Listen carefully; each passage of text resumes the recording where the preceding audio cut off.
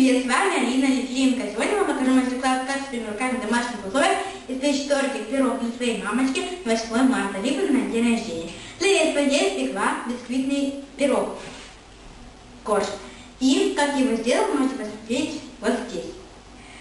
Я его вырезала в восьмерочку и разрезала вдоль. Теперь буду смазывать его кремом. Как я сделала крем, вы тоже можете посмотреть вот здесь.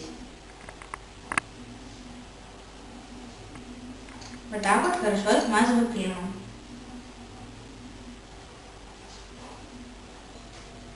Я смазала наши коржи кремом, украсила его вот такими вот кружочками банана и украсила дольками апельсина.